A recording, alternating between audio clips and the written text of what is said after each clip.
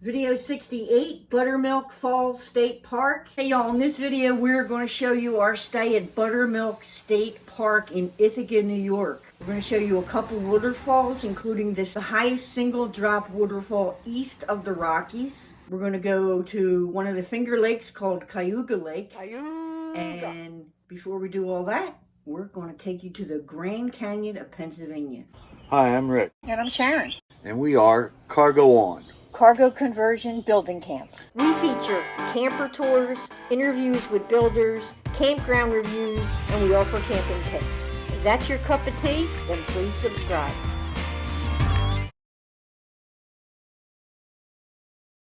On our way to the Grand Canyon in Pennsylvania, we found this cute little diner called Wellsboro Diner, and we had breakfast there.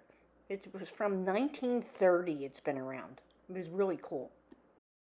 Okay, we are at Colton Point State Park in Pennsylvania, which is known as the Grand Canyon of Pennsylvania.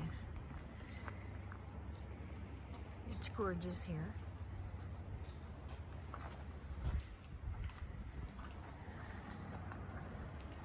Say hi, Rick.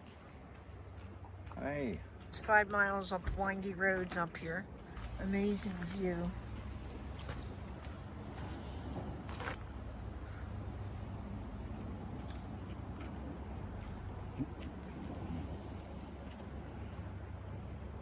So this is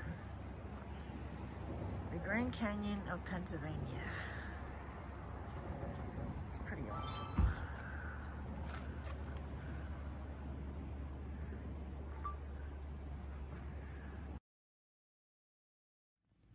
One thing I noticed about Buttermilk Falls is we were basically the only camper in, and I don't think it could handle any kind of a big rig. I don't even know if it could handle a 30-foot rig in there. It is very close in proximity to the town. So there's a lot to do around there. We saw people order pizza and have it delivered to their tent, so you know how close you are to the town. There's a little traffic from the town and stuff. But still, it's an area where there's lots of hiking trails.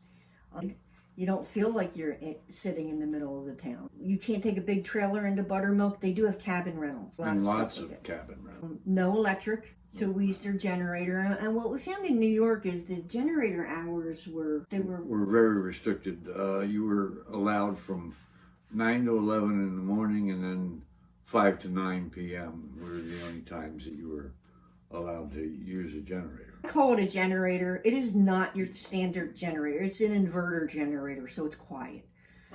And we can put a link up to that. I think we have a product review on that. And then the plus was there were no bugs. When we left Kettle Creek, we left all the flies, everything behind us. I don't think we had any bugs after that at all. I think Buttermilk probably has a lot of great trails to hike. If we were younger and in better shape, maybe we would have hiked them and let you know. But I think there's one called Gorge Trail that they say is absolutely gorgeous. The bathrooms were pretty run down. They were very dated. And definitely needed some maintenance and repairs. The bathrooms left some room for improvement. Now, I will say this. Buttermilk Falls was beautiful, but I do think it's not like a waterfall that you find out in the middle of nowhere. It's very commercialized. I think there's an entrance fee to get into the park of $9, and that's to go see the falls and then walk the trails or whatever. And the fall also had swimming area at the base of the falls.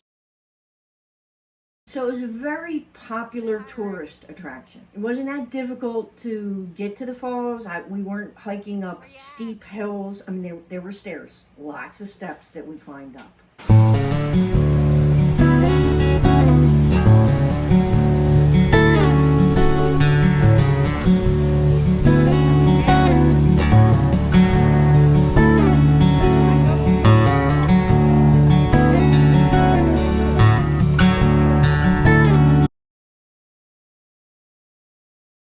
So we went to Taughannock Falls. It's also close to Ithaca. It's only about 9.5 miles away from Buttermilk Falls.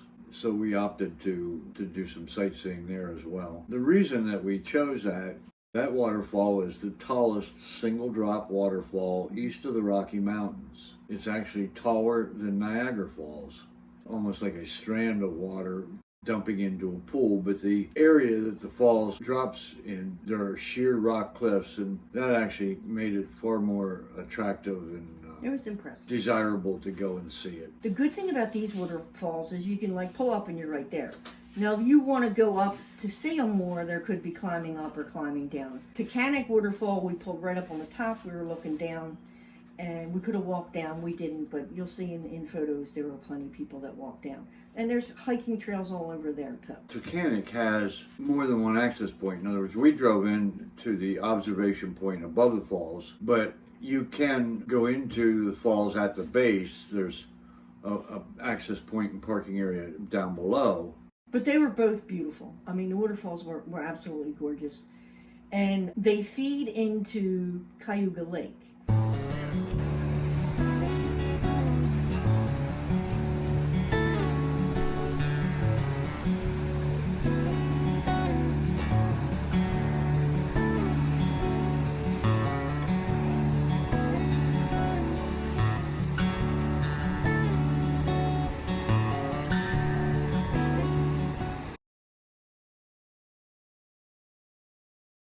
So we also have footage of Cayuga Lake, the Finger Lakes. Beautiful there. Their park system, what they have going there is really nice. It was a huge lake. What were the signs there that said about they treat the lake or something with pesticide? Some sort of a plant killer for the underwater weeds that grow in there. I guess they get in the shallow areas, you get a lot of plant life growing on the bottom of these freshwater bodies. So they had treated it with an herbicide, and that they were warning you that water was not drinkable and you really shouldn't even come in contact with it. I don't know if you could swim, but there were a lot of boats in there. Sailboats and... Yeah, I mean, it's a big lake, so it's very desirable to go boating. Now, Buttermilk did not have any kind of boat access, but I'm sure they were around there because Cayuga Lake is not far from there. Yeah, there were marinas, and I'm sure that there are also probably public ramps. Ithaca is in the Finger Lakes region, big New York wine country. Beautiful scenery, so we rode around, we did some wine tasting.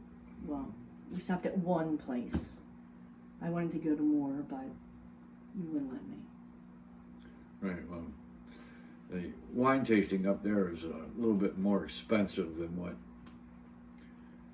and the wines themselves are more expensive than the wine tasting in local New Jersey vineyards.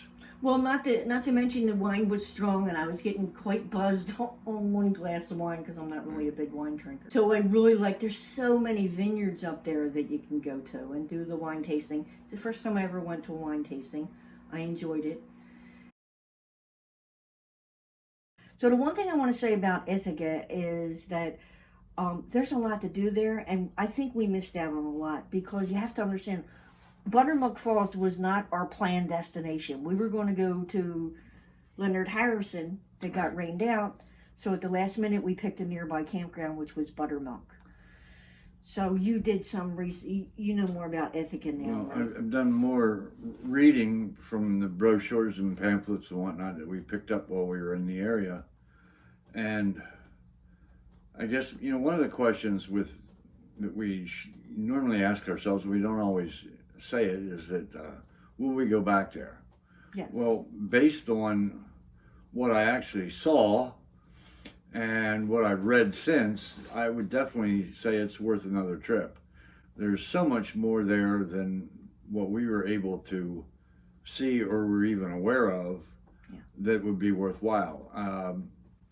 They even have a balloon company up there that does balloon rides, and they fly over the campuses of Cornell University and Ithaca College. And there are distilleries and breweries and food venues and music festivals, and the town itself has so much to offer. There's 4 state parks right adjacent to Ithaca, and there's at least 10 different waterfalls in the area that are worth viewing. So I would have liked to have seen more of those. I also would have liked to have covered more of the countryside and more of the lake there, and maybe even some of the other fingers. On this 1,000-mile trip, we did a couple days here, a couple days there, a couple days here. And if you don't know where you're going and what's around, you may miss out on a lot of stuff. I'm wondering if it may be a better idea to take a longer period, 4 or 5 days a week. It's always better. One of the things that I often regret when we do a trip like this is you go to one state park or national park or campground and you booked it for so many days, and then you get there, you don't want to leave because you haven't done everything that there is to do there. It's always an advantage to have an extra day.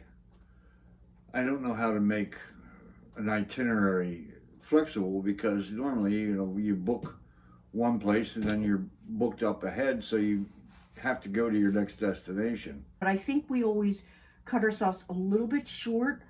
And I do think, in hindsight, we did not know Ithaca had so much to offer, and we missed a lot.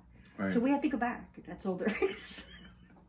We're going back. I recommend any trip that you're planning to try and do as much research as possible so that you don't go and overlook something.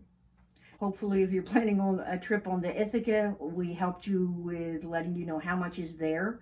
And you probably need more than 2 days to check it all out. And our next trip was to Selkirk Shores on Lake Ontario in New York. So, and we only stayed 1 night there. So that video will be coming up. Look up here. That's going to be Selkirk Shores. And that'll be our 3rd leg of the trip. That's a wrap, everyone. You know what to do if you like this video. You all come back now, you hear?